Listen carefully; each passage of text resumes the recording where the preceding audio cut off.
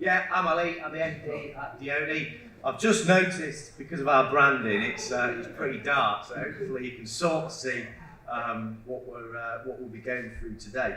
So yeah, Mike's asked me to go through the sort of areas of e-commerce and where we sort of sit in that sort of stance at the minute. Now, that in itself is quite a broad subject, so what I've done is cut it up into a couple of key pointers. Now, I know we're all thinking about the above at the minute, you know, how we get on with a potentially upcoming recession. We've got things like how we stop the supply chain crisis, how we deal with rising costs, not just from an e-commerce perspective either, and then how we take down Bezos, the e-com devil himself. So hopefully, what I mean by that is, you know, those are all things that we can't tangibly have control over at the minute, or that we can't change. So hopefully what I can do today is go through a couple of insights on where we're at and where we're going from an e-commerce perspective. Hopefully give some measurable direction based on how we can adapt and build for better in what is a super fast moving landscape at the minute. And then hopefully pretend that I'm really fucking good at speaking in front of people. I've not done this in like 3 years, by the way, so this is really weird. So yeah, we all know we're not the same anymore. There's been a drastic change in consumer behaviour, online and offline. Changes that we've never seen before, and changes that have happened faster than we've ever seen before as well. This has been absolutely huge, and all over a very, very short space of time. And these behavioural changes have all been influenced by things like, you know, the C word, COVID. COVID's massively changed how we experience human interaction. We're a lot more isolated than ever in terms of how we, in terms of working from home, remote working, even socially. We've had things like forced innovation with brands and with tech due to COVID, which in turn has made consumers a lot more savvy in and around how they spend and how they behave online.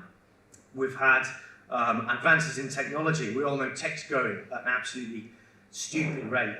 We've got, you know, AI, IoT, machine learning, big data, all that sort of stuff is all obviously going skits too. We've got societal issues. We've got things like communication, social culture, trend culture,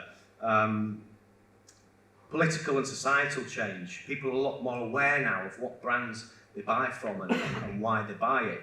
And then lastly, the depressing stuff, the economic issues. So things like, you know, we've got supply chain problems, we've got the death of physical retail, we've got a war going on, we've got labour shortages, cost of living crisis, etc., etc. So what does this actually mean for e-commerce? It means buying habits are changing rapidly, and they're going to continue to change. And brands really need to keep adapting and evolving around that, despite, you know, certain situations that are going on in the world at the minute. We're going to see quicker diversification and adaptation of brands and pricing now, again, because of what's going on. Competition is going to get a lot more real and a lot more fierce than ever, from your big boys like Amazon right down to your smaller, more agile e-com brands. And then affordability is going to be a lot more relevant, you know, in the short term. We've got things like brand and emotive sort of stuff. That's going to be a lot more relevant. But all in all, what I mean is we need to be thinking about creating more innovative shopping experiences for this sort of ever-changing climate. So what should brands be thinking about? Potentially, you know, harder acquisition, depending on what type of business model you've got. If you're not already making sort of changes and tweaks already, we need to be thinking a lot more competitively. We need to be focusing on audience adaptation now more than ever before. Commercial prep, so planning ahead and putting a bit of a, you know, like a 2 to 3 year strategy in place on what you actually can do and where we're at the minute. And then it's important to be asking, you know, your agency or your team on this, and just making that action of putting a plan in place on what we do know now. So what should agencies be thinking about? This is a real life picture of Mike. Complacency is the biggest killer in our world. Makes me laugh every time. Forecasting what problems brands are going to be facing over the next couple of years, and again, putting strategies in place on how we can help guide that. we're doing a lot of that sort of stuff with a lot of the brands that we're working with at the minute. Particularly, a large part of our business is e-com. So particularly with a lot of different types of e-com brands in lots of different industries, you know, some are moving quicker than others, but we're doing a lot of sort of strategic stuff in terms of putting changes and putting plans in place based on how quickly consumer behaviours are changing and will continue to change. Retention might suffer, you know, if no actions are made based around that. You know, being average isn't good enough anymore. And then being reactive is still super important. What I mean by this is we need to be thinking about what we can plan now and what we can be proactive about given sort of what we do know. So now there's lots of different factors that will be a huge focus of how the digital landscape sort of shapes itself over the next couple of years or so. Some of which we can change and some of which are a little bit more measurable. What we've got to be starting to think about is audience. So consumers are the leaders now, so we need to be listening to our audience now a lot more than ever. Brands are having to be a lot more agile and survive towards external factors and respond to changes a lot quicker due to this constant, due to consumers. So that's that reactive side that we need to be keeping.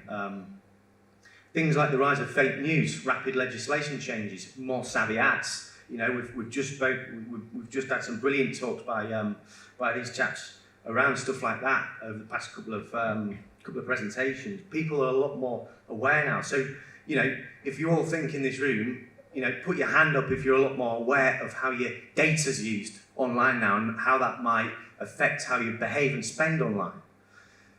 So, yeah, nearly all of you. You know, but what I mean by that is consumers are naturally a lot more aware and a lot more savvy of things like ads now. You know, it's no longer good enough just to be focusing on things like performance anymore. Consumers want to know the why and the how rather than just the what. And it's only, you know, it's only logic because we spent 2 years over COVID, for example, on these things. You know, we're having nothing but, you know, ads and marketing and stuff like that rammed down our throats. So naturally we are going to see consumers a lot more sceptical of stuff like that.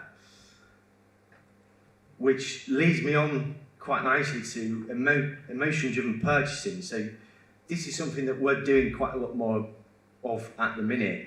People now more than ever are shopping online and having no form of human-related e-commerce interaction, not even with delivery people a lot of the time, other than Barry, the Amazon driver, who's ringing you up because he can't find your house or your dog's looking at him weird.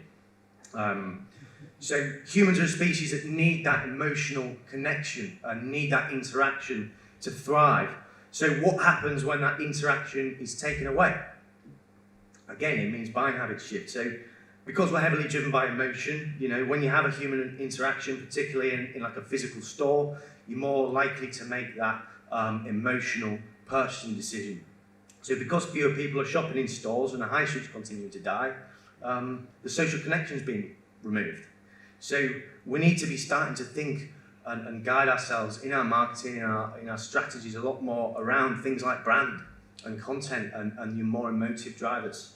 And it's things like, you know, being more relatable. People are attracted to those who think and those who speak a lot more like them. Sparking curiosity. So surprising experiences via your site or via your marketing is recalled a lot more accurately and it's remembered a lot more. Make an impact. So how do you positively impact wider society or create positive change for your product or what you do? This is absolutely huge now, you know. People are a lot more invested in brands that care about things like the planet and stuff like that, and rightly so. So again, it's a huge emotional driver as to why people might, you know, invest their money in a product that your brand might have. Reimagine the mundane things, so creating a wow effect, even if you market another type of spoon. You know, it's all about getting different and being more creative with your copy, your video, and having more relevancy around stuff like that, how it's marketed. And then lastly, creating a community of like-minded people that cultivate a sense of belonging for everyone that joins it. It creates real buy-in, and it's so relevant now. So if you look at like Tesla customers, for example, they're very different to most customers just purely out of the fact of how invested they are in that brand. Look at the Power Hour that the team at 43 have put together. This is a fantastic example of creating a community of like-minded people, agencies, brands, all coming together to create positive change within Hull's digital economy. So a couple of brands that focus on that sort of hack into emotions really well. You've got Rolex, for example. They don't sell watches, they sell power, exclusivity and success. You've got Jeep, they sell fun and adventure. Harley Davidson don't sell bikes, they sell outlaw and freedom. Disney sell happiness and illusion of fantasy. Nike sell motivation, inspiration and success. So you can see that actually, it's not too bad. I was thinking of the blackness. One thing that sort of relates to your more emotive-driven stuff, particularly with e-com, is personalization is going to become absolutely huge within e-com over the next sort of few years or so. Again, we spoke about it quite relevantly in the past couple of talks. 80% of consumers are more likely to shop from brands that offer some sort of personalized experience. Another 83% are more likely to give you their data if it means you're going to gain some sort of personalized benefit from doing so. Personalization can literally cover absolutely everything. It can cover your site, it can cover your ads, it can cover your retargeting, your email, even your product. It's absolutely endless. What we need to think about with personalization is the important areas are based on the real-time data that you've got currently and sort of how you use it. So a couple of examples of that, I know I've already sort of mentioned things like AR, augmented reality. Again, 71% of online shoppers are more likely to spend more time on your store buying stuff if you offer some sort of AR solution. And it's a really great piece of technology for the types of e-commerce businesses where you sort of have to try out the physical product first. So like homeware, home decor, furniture products are really good examples that will be massively benefiting from this type of technology over the next year or so. As you can see, Garnier, really good example. Consumers have the ability to go online and try out different shades of hair. Arguably, you can't even do this in a physical store. So, yeah, this is me trying on the Premier Deep Rose Gold while I'm sat on my arse at home. I changed it back the other day. So similarly, Specsavers. Now that I look stunning with my Premier Deep Rose Gold, I want some glasses to see. Again, they offer the same sort of technology on the site where you can, that you would get in a physical store, where you can go online, you can try on different pairs of glasses, and you've got a consultant there that, sorry, I can just see Phil pissing himself in the background, where you can go on there, I lost my train of thought. You can go on there again, yeah, try different pairs of glasses, and you've also got a consultant that will guide you through that process based on what might suit your hair or your facial structure, etc., via video chat. So all that sort of stuff, it's sort of replicating what you would get in a physical in-store experience that we need to be thinking about transferring online. And it's the ones that aren't thinking about that now, it's the brands that aren't thinking about that now that are going to sort of, be slightly behind in terms of where everything's going.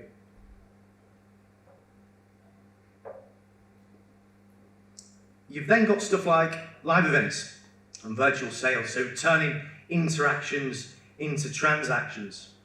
So live streaming, again, James has mentioned this really, really well.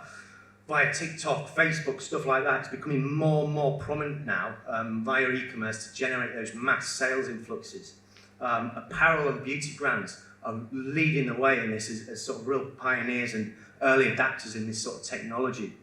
As you can see on the screen there, you've got a fashion brand called Douglas. They stream several shows a week with influencers and have workshops with experts on the likes of TikTok and Facebook and Instagram and stuff like that. And they report a massive 40% increased conversion rate on our online store, which is obscene considering the industry average is 1.3. So it's real food for thought. But yeah, what I'm trying to get at is reintroducing that human interaction more innovatively and creating those rich experiences. Live shopping, virtual personal shoppers, advanced chatbots, Gucci now again offers that same sort of personalised in-store experience where you have the ability to speak to a salesperson while you're on the site that will guide you and help you in terms of what might be fashionable. I know Mike uses it quite a lot. But it's really good for high consideration commerce and high value goods. And it works really well when you sort of need a bit more guidance based on those sort of more high consideration products. And then yeah, to conclude, so if you've had an e-commerce store for any sort of length of time, you've probably likely experienced the feeling of it's such a broad subject. I sort of struggled on what to. Well, I didn't struggle, but he was quite trying to decide what to put together in this, just out of the fact that it's so broad in terms of e-commerce. But yeah, you're probably thinking you need to do 100 things when you've really only got the time or budget or resource to do 10. That's why when it comes to future trends, we need to be thinking about things like planning ahead now more than ever, utilising that real-time audience data that we've already got, driving emotion and looking at things like brand and positioning and your content. Prioritise relentlessly. You can't do it all at once unless you are Jeff Bezos, and focusing on usability first before the flashiest stuff. So looking at the stuff that offers real value, perhaps before some of the other bits and bobs that are a bit more, flashy. And then just taking measured risks and testing all the time. And yeah, that's me. Thank you very much.